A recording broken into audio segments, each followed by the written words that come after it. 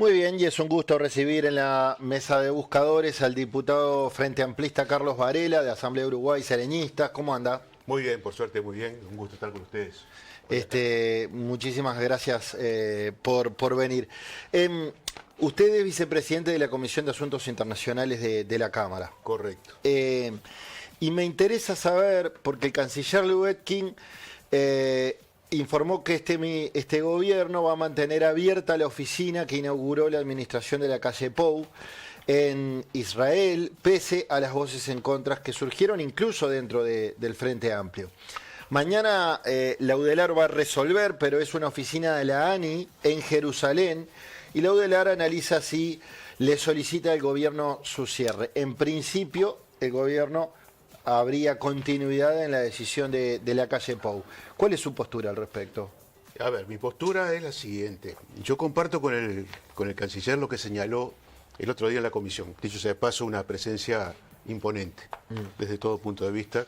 Solamente quiero hacer un apunte. El hecho de que se haya presentado con un equipo que es fundamentalmente profesional habla muy bien de la gestión. Profesional que inclusive nosotros no tenemos constancia de quién es Frente Amplista, blanco, colorado de otro partido. Son gente de carrera y eso creo que es fundamental. ¿De qué está hablando? ¿De qué organismo? Del equipo que presentó el ministro. Ajá. Todo el equipo, los directores de cada área, los asesores, etcétera. Y esto es muy bueno. Y él lo enfatizó, que era lo que a él le importaba señalar. Con relación a este tema específico, que estuvo obviamente presente, yo creo lo siguiente. Lo primero, la instalación de esta oficina no viola ninguna resolución de las Naciones Unidas, que esto para nosotros era muy importante. Las Naciones Unidas tiene una resolución de que no se pueden ubicar en Jerusalén, por las características que tiene el lugar, representaciones diplomáticas, a pesar de que ya algunos países la tienen. Esta es una oficina técnica, una oficina de cooperación en investigación científica. El ministro señaló que si fuera por él habría muchísimas más en varios lugares del mundo, porque el Uruguay necesita retroalimentarse y alimentarse de las nuevas tecnologías. Que es un tema polémico sin ningún tipo de dudas, porque el hecho de haber ubicado esa oficina en Jerusalén se pudo haber ubicado en Tel Aviv o en cualquier otro de los lugares, si bien es una oficina vinculada a la Universidad de Jerusalén. Pero yo tuve la fortuna, y lo digo así, de haber visitado Israel, invitado por el gobierno de Israel, y las distancias son tan pequeñas, sí, claro, que perfectamente se podía haber ubicado en otro lugar que no fuera tan polémico y cumplir con el cometido. Yo también coincido con el ministro, si bien fui parte de la resolución que hizo el Frente Amplio, porque integro el secretariado, de que la fuerza política cumple un rol y el gobierno cumple otro.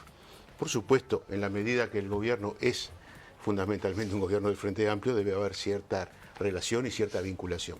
Pero son roles distintos. La fuerza política puede ir más allá de lo que es el gobierno, que tiene que atender las relaciones diplomáticas en un nivel diferente.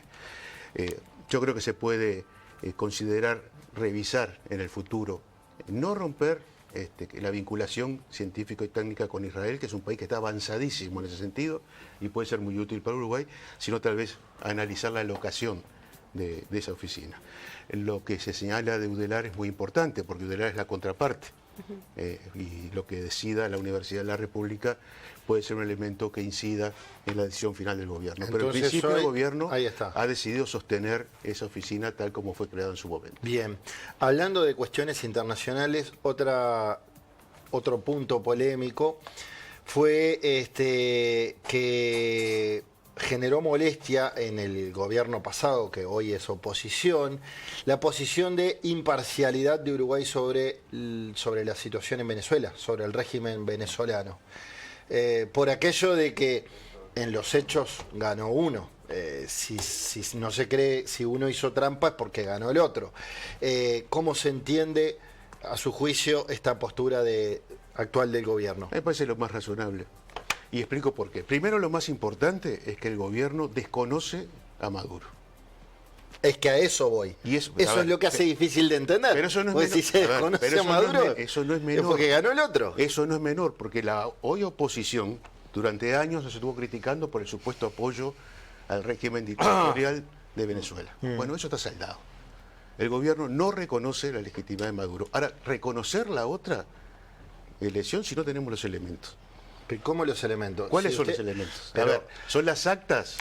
Por ejemplo, Y pero, si- pero además de las actas le agrego, si usted dice no reconocemos a Maduro porque entendemos que hizo trampa, que hizo fraude, que no ganó legítimamente, entonces va de suyo que ganó el otro. Porque si hubiese tres me lo opciones... tienen que, a ver, oficialmente me lo tienen que demostrar. Y acá se habla de actas que algunos vieron y otros no vieron.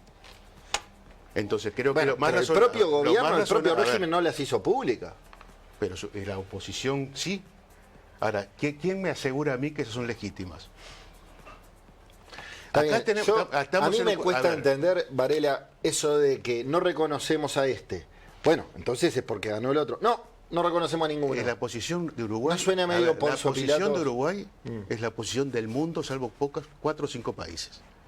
Que aprendieron de cuando reconocieron a Guaidó, que se paró en una esquina y dijo que era el presidente de Venezuela, y salieron todos a reconocerlo, y después tuvieron que darse cuenta de la ridiculez que habían hecho. Ahora el mundo es mucho más sensible y mucho más cuidadoso.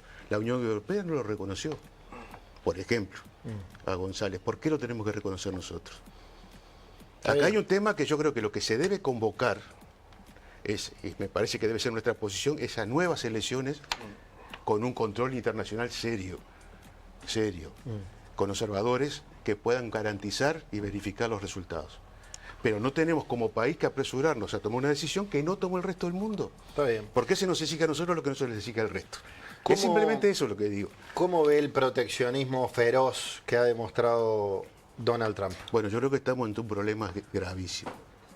Acá hay un cambio de regla de juego. Y creo que es de tal dimensión y profundidad que tal vez todavía no estemos captando sus consecuencias.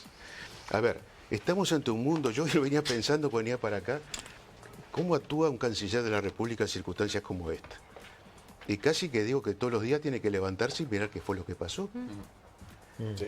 Porque, a ver, Trump había anunciado algunas medidas. Nadie imaginaba que eran de esta dimensión. Son casi irresponsables. Es más, hoy estábamos mirando, aclaro que no soy ningún experto en esto, pero miro las noticias. El resultado en las bolsas. Se han derrumbado. Derrumbado. Eso también nos afecta a nosotros porque hay precios internacionales que se han derrumbado. El petróleo se derrumbó. Uno puede decir, eso es beneficioso para el Uruguay. Pero por otro lado se derrumbó la soja cuando estamos seguramente ante la víspera de una muy buena cosecha. Y todo esto es consecuencia de la decisión que yo creo que es inimaginable en la forma como fue tomada. ¿Ustedes vieron la puesta en escena? Sí, Era sí, poco bueno. serio. Pasa que un lamentablemente cartón donde estamos acostumbrados, pero sí. pero no está bien. A ver, no está bien. no es el presidente de una república pequeña, no quiero mencionar ninguna. No, pero, si fuera no, de pero en un- serio. no sea Colapinto. No, Pero no haga eso, justamente diputado, porque para- si fuera de un pequeño país pequeñísimo, Es lo mismo. esa estupidez que hace este hombre, esas payasadas, Estoy de acuerdo. están igual pero condenables. el impacto es distinto. Sí, a bueno, eso me a refiero. eso sí. Estamos hablando de unos principales países que tienen vinculaciones políticas, comerciales y de Comercial, otro tipo, sobre todo. con todo el mundo, y a rajatabla establece... Porque con además poco China va a criterio. reaccionar a O sea, esto, Es que ¿no? ya reaccionó. Bueno. Y entonces, ¿ante qué estamos? ¿Ante qué estamos? Y Uruguay, ustedes no se olviden que es un país tomador de precios. Sí, Nuestra absolutamente. fragilidad es enorme. No tenemos muchos elementos para defendernos, salvo las que establecen las reglas internacionales, por ejemplo, de la Organización Mundial del Comercio, a la cual, dicho sea de paso, Estados Unidos ignora. Entonces estamos en una dificultad. Se nos puede decir, bueno, dentro de todos los males, estamos dentro de los que no fueron tan afectados, un 10%. Pero después hay productos específicos, donde sí estamos complicados. Y la región se complica. Yo hoy he escuchado un informe de algunos economistas argentinos señalando cómo impactaban las medidas específicas en la economía argentina. Y todos sabemos que cuando Argentina tiene dificultades, Viene para algún acá. impacto, ya no tanto como en el pasado, tiene en nuestro país. Pero lo que creo que más nos debe preocupar, como uruguayos y uruguayas, es este acto casi de irresponsabilidad que no sabemos si no tiene sucesiones en cuanto a otras decisiones que parecen poco lógicas. Le cambio de tema, lo saco un instante de lo internacional y ya abro el panel. Se dio una polémica en los últimos días, la semana pasada, entre el ministro de Economía, Gabriel Odone, y el diputado Casciani, a propósito de, bueno, Casciani decía, dejaron algunas bombas, y Odone salió a matizar y a decir, no, No dejaron ninguna bomba, la situación económica es estable, hay una macroeconomía que es política de Estado en este país desde hace muchísimos años, está todo bastante en orden. Y Casciani dijo, bueno, él le habla a los mercados, yo le hablo a la gente, y dijo, no solo bombas, dejaron cráteres por esto y esto y esto. Empresas que cerraron y demás. ¿Cuál es su lectura como sereñista, como hombre de Asamblea Uruguay? Creo que todos quienes tenemos alguna posibilidad de una exposición pública debemos ser muy cuidadosos a la hora de transmitir nuestros mensajes. Yo hablé mucho con Daniel y entiendo el concepto. A ver, yo hubiera transmitido, esto es personal, lo mismo con otras expresiones. Porque cuando uno dice bomba o cráter, genera una situación. Ahora, estamos en una situación muy complicada. Muy complicada. Tenemos como mínimo un medio punto más de déficit de lo que se había señalado. Ahora nos enteramos que ACE tiene una deuda de más de 200 millones de dólares, en el cual más de la mitad no tiene crédito. Todo parece indicar que a nivel de la educación tenemos situaciones iguales, porque ahora nos enteramos que hay proveedores que hace casi un año que no cobran. Entonces, hay una situación, yo no diría una bomba, pero una situación muy delicada desde el punto de vista económico, que yo creo que sí tenemos que explicitarle a la opinión pública. La opinión pública tiene el derecho de saber dónde estamos parados, cuál es el punto cero.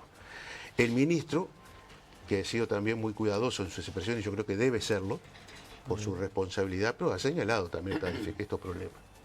Cuando un ministro de Economía dice hay un como mínimo un medio punto más de déficit, está dando un mensaje que tal vez no todos entendamos, pero es de enorme gravedad. Así que ahí lo que hubo fue un énfasis y una forma de expresar situaciones que, insisto, cada uno se hace responsable de la forma como lo expresó. Yo prefiero pegarme más a la versión, digamos, institucional, sin dejar de entender que estamos y sin dejar de explicar que estamos en una situación compleja. No es la crisis del 2002, ni lejos.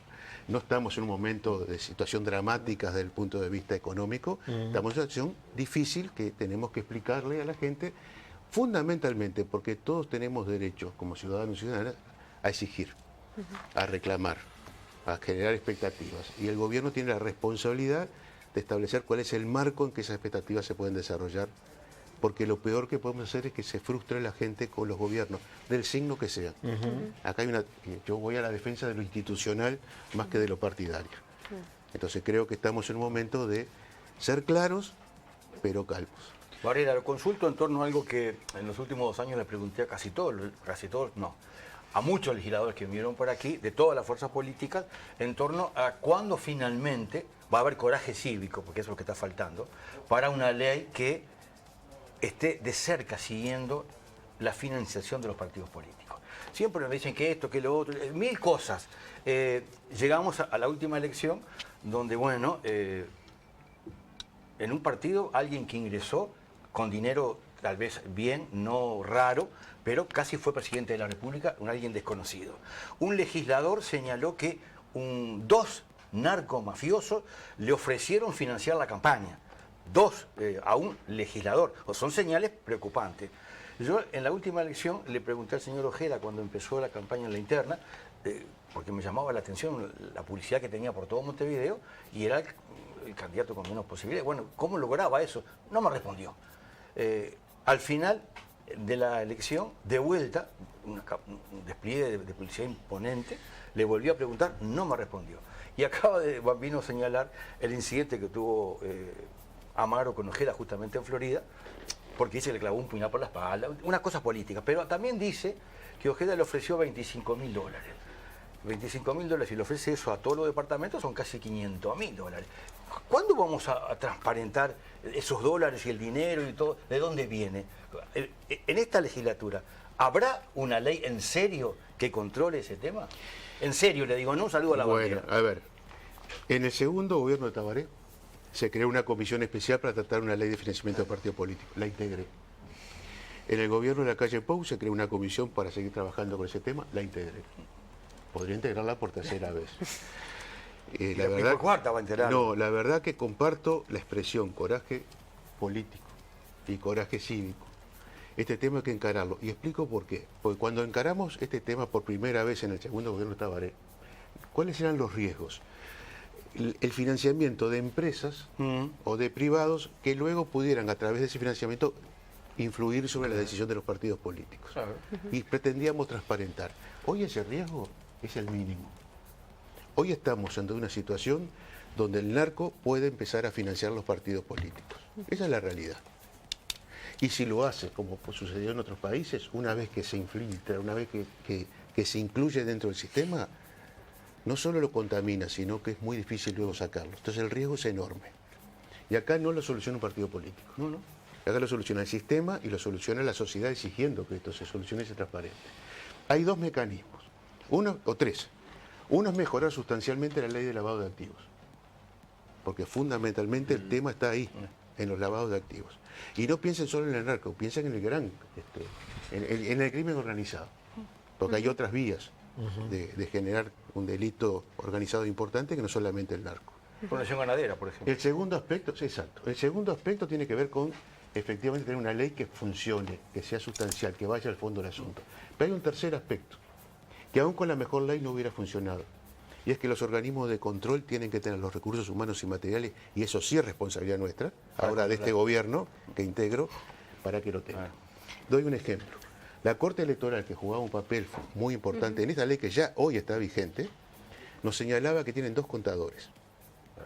Y que les es imposible encarar el trabajo de controlar todas las cuentas de los partidos políticos. Entonces podemos dibujar la mejor ley, pero si a la JUTEP, si a la Corte Electoral, si al Tribunal de Cuentas, si a la Senaclaf no le damos los recursos, realmente es imposible la tarea. Y si no entendemos el riesgo, capaz que no nos damos cuenta de qué nos estamos enfrentando. Lo que señaló este diputado, a quien yo le exigí que hiciera la denuncia y no la hizo, de que 2 narcotraficantes fueron a su despacho y le ofrecieron dinero, es de una gravedad enorme. Yo dije lo mismo acá. Nosotros le preguntamos también por qué no había hecho la denuncia, porque en definitiva es muy serio. Claro, porque Es muy serio. esto implica 2 cosas. Primero, que hay una impunidad de ir a un despacho de un diputado a ofrecerle dinero. Exacto. A ver, Y si un representante no se anima a denunciar, ¿qué puede hacer un ciudadano pero común y corriente? a mí lo que Por no favor, me garantiza por es que favor. aparte de ese despacho no fueron al despacho Varela. Por ejemplo. Y Varela Claro. no dijo nada, Claro. para no nombrar a nadie. Sí, sí. No, por supuesto. ¿Entienden? Igual hay un cuarto punto en esto que me parece que es importante también ponerlo sobre la mesa, que es la demonización de los aportes a los partidos políticos por parte de la sociedad. Cuidado con eso. Y eso es Coincido muy contigo. importante dentro del sistema político, el que se pueda defender, el blanquear y el dejar claro quiénes aportan y no pensar que siempre va atado a un favor detrás. Exactamente. Porque eso es financiación de la democracia y no de los partidos políticos. La democracia tiene que existir y para que existan los partidos políticos tienen que ser fuertes. Pero si vamos a demonizar a cada persona que hace un aporte para las campañas electorales, que convengamos, generalmente aportan a todos los partidos políticos Sí. los mismos. Sí. Entonces hay que también trabajar en la desdemonización de esas personas, porque en definitiva son importantes para el sistema y no podemos estar siempre mirando con desconfianza al sistema político, porque nos hace daño a todos, sin duda, porque le hace daño a la democracia, ¿no? Un matiz a la Comparto, pregunta, si me comparto. permiten. Yo estoy en Sí. contra con eso. Hay que demonizar más todavía, porque No. Ah, bueno. ¿por qué tienen empresas, Polarizada la ¿por cosa qué acá. tienen empresas que poner dinero? ¿Qué interés tienen? Vamos a no embromar. No debieran poner dinero. Eso, si fuéramos un país A serio, ver. se acaba eso. Pero- Y que pongan en todos los partidos. ¿Alguien puede creer que una empresa privada de generosa que es, de amable, de democrática, Sí, por algo lo pone hace. en los 4 No es partidos? menor. Vamos a dejarnos de embromar. Por algo lo Ponen hace. por interés y para que después los contraten. Vamos a dejarnos de embromar. Eso es una engaña. Esperando picana. algo a- Que hay que algo a tener cambio, Obvio. a ver, ¿Qué me empresa parece va, que a soy poner, más joven. va a poner para financiar la democracia? En Estados Unidos Vamos. todas las empresas Sí, sí, ponen, Estados Unidos, es sí, blanqueado sí. Hablamos de Uruguay, absolutamente. hablamos de Uruguay. Bueno, está bien, Decime pero, qué pero ¿por empresa, qué ¿cómo no? querés? ¿Qué empresa privada va a poner? No te voy a nombrar No, porque empresa, no pero existe esto, eso. bueno, Va a poner, estoy seguro va que a poner ponen en todos. graciosamente a todos para que, ay, mira qué bueno que soy, apoyo la democracia. ¿Quién va a querer eso? Bueno, porque Ese si no, dinero porque entregan a los sabes pobres, cuál es si el quieres ayudar a corolario, alguien. pero ¿sabes cuál es el corolario Vamos, de eso? eso Un sí de vuelta. impuesto. Es ida Un y vuelta. impuesto Por a ejemplo. todos los ciudadanos, Por ejemplo. para solventar la democracia. O a las empresas. Yo Pasamos tengo a una cosa, acá hay 2 puntos de vista bien polarizados. Vayamos a qué Al dice invitado. el dirigente político. ¿Cuál es mi opinión? No, ¿y qué dice el Claro, político? Mi Claro. opinión, la solución de esto es que, como sucede en algunos países, no muchos, el Estado sostenga a los partidos políticos. Ahora, no sé quién se animaría a pararse entre la gente. Van a ser pobres, ¿no? Claro. Van a ser partidos políticos pobres. No, no necesariamente. Porque No lo votan necesariamente. los políticos, mi amor. A ver, los No van partidos a ser políticos hoy pobres. tienen dos formas de tener recursos. A través del Estado, porque los votos, por ejemplo, se pagan. Y aparte hay una ley de partidos políticos que establece una cuota determinada de acuerdo a los votos que se cobra mensualmente, no es mucho. Y luego el financiamiento privado, que yo no lo demonizo el financiamiento privado, sinceramente. Lo que hay que establecerle normas muy estrictas. Y cuando yo hablé de la ley de lavado de activos es porque va de la mano. Yo voy a decir mi experiencia personal. Llevo muchos años en esto y muchas veces he llamado a empresarios, no muy importantes, debo decir, por mi dimensión política, para solicitarle recursos para mi sector. A mí ningún empresario luego me pide un favor. Eso no quiere decir que no suceda. Yo estoy diciendo mi experiencia y lo que yo conozco en mi entorno. Del entorno. ¿Por qué lo hace un empresario? Y muchas veces para tener una vinculación sí con el Estado, no necesariamente para tener beneficios. Pero la ley que no se votó en su totalidad, establecía límites muy precisos para quién podía aportar al Estado. Tenía como principio no podía estar vinculado al Estado, perdón, a los partidos. No podía estar vinculado a ningún tipo de actividad. Ahí había un problema, porque también hay una situación que es la siguiente. Yo soy empresario, tengo una empresa de construcción. Quiero aportar al partido X y luego no puedo hacer una obra Presentarme para a el ninguna Estado. licitación. Entonces tenemos que encontrar un equilibrio. Yo creo que el equilibrio está por perfeccionar la ley, pero insisto, perfeccionar los mecanismos de control. Y establecer un límite en los aportes que yo puedo hacer. Un empresario puede aportar, o la empresa, pero un límite muy limitado, por decir, perdón la redundancia, si aporto 3, 4 millones de dólares, sinceramente estoy buscando otra cosa. Sí, No sí, estoy está aportando clarísimo. no estoy aportando a la democracia. Susi, Eso sí está claro. Sí, bueno, saliendo un poco de esta pregunta, un poco más yendo a la realidad del partido político hoy, y del Frente Amplio y de Sereñistas y la vertiente que ¿cómo encontrás el desafío futuro para el crecimiento del sector moderado del que tú sos parte y que se ha visto un poquito menguado en este tiempo? ¿Cómo van a encarar el trabajo futuro para fortalecerse dentro de la fuerza política? A ver, lo primero, muy breve, no me gusta que me llamen moderado. Bueno, pero quiero que me entiendan lo que quiero decir. Yo soy un hombre de izquierda. No soy de izquierda radical, bueno, por eso no sos objetivamente. radical. Pero ¿cuál es la radicalidad hoy en el Frente Amplio? ¿Dónde está ubicado? Porque el MP no es radical. El MP hoy tiene un enorme caudal de votos que sería, vuelvo al esquema, moderado. De hecho, creo que el resultado que no fue bueno para nosotros en las últimas elecciones se explica porque gran parte del electorado, que podría pensar en el sector sereñista como un sector moderado, de centro con cierta racionalidad, encontró, por ejemplo, en el MP ese espacio. Y creo que lo encontró legítimamente. Entonces, nosotros tenemos un enorme desafío, exactamente, porque nuestra presencia electoral está en un espacio electoral muy disputado. Muy disputado. Y sin ninguna duda cometimos errores. No tengo duda que cometimos errores de estrategia electoral, de comunicación, que nos llevó a esta situación. Pero también recordemos que nuestro principal referente falleció unos meses antes de las elecciones. Y es muy difícil recuperarse de una situación como esa cuando era una figura tan preponderante como la de Danilo. Claro. Mario ocupa un lugar fundamental, es un gran líder y es el referente que hoy tenemos, pero la gente refería a Danilo, nos pasaba en la elección. Venían que nos pedían la lista de historia, la lista de Danilo.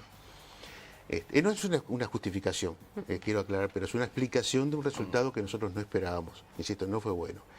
Pero no cuestiona el equilibrio interno del Frente Amplio. El equilibrio interno del Frente Amplio, que es muy complejo, está ubicado hoy en sectores que desde el punto de vista tradicional no se los visualiza como moderados, pero lo son. Pero ya tienen una estrategia de trabajo para fortalecer el sector. Sí, claro, estamos primero en una revisión crítica y autocrítica. Ya lo hicimos. Y ahora en un trabajo que tiene un objetivo que es la elección de mayo. El 11 de mayo, sin duda. Donde, nuestro principal referente tiene muchas posibilidades de transformarse en el intendente de Montevideo, pero hay otras posibilidades en el interior. Y hay un trabajo muy arduo de organización interna. Bien. Porque nosotros acá tenemos que vincular, sin perder identidad, distintas organizaciones que integran el grupo sereñista. Por ahora no tenemos ninguna intención, por ejemplo, que desaparezca Asamblea Uruguay. Al contrario, la queremos fortalecer. Es un enorme desafío. Bien. ¿Y por dónde va a pasar tu particular interés legislativo, tu agenda legislativa, las prioridades de tu agenda legislativa. Mira, en este momento la bancada está en un proceso, la bancada del Frente Amplio, que es la de desarchivar una cantidad de proyectos que quedaron sin concretarse en el periodo anterior y establecer una nueva agenda. Por la experiencia que tengo de unos cuantos años en el Parlamento, donde fui gobierno y oposición, cuando uno es gobierno, fundamentalmente la iniciativa la tiene el Poder Ejecutivo, que es que marca la agenda.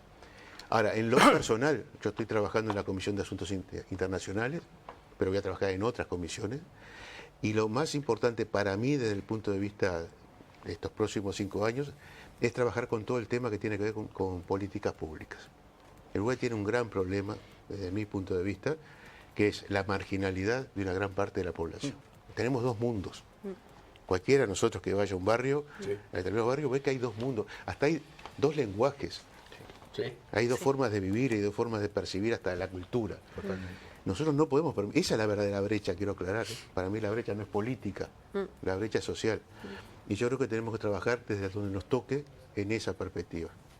Porque esto se va profundizando, no se ha solucionado. Y no va a ser fácil para este gobierno tampoco solucionarlo. Yo en esto sí estoy comprometido y creo que debe ser una política de Estado donde todos con nuestros matices pongamos nuestra cuota aparte. Sí los partidos políticos, pero sí las organizaciones educativas, las organizaciones que trabajan en el área social, los sindicatos, las organizaciones gremiales que reúnen a los empresarios.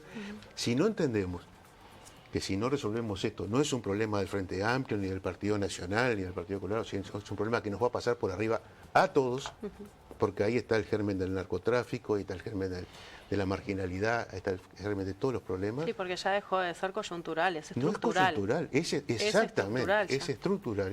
Si no entendemos eso y lo encaramos, y no va a ser fácil en 5 años, por eso hablo de política de Estado, creo que vamos a tener dificultades. Mi objetivo es trabajar, ser funcional a eso. Muy bien. No tengo la respuesta, quiero aclarar, soy parte del equipo, nada más que eso. Muy bien, diputado Frente Amplista Carlos Varela, gracias por esta charla en Buscadores. Muchas gracias a ustedes, un gustazo estar A aquí. las órdenes.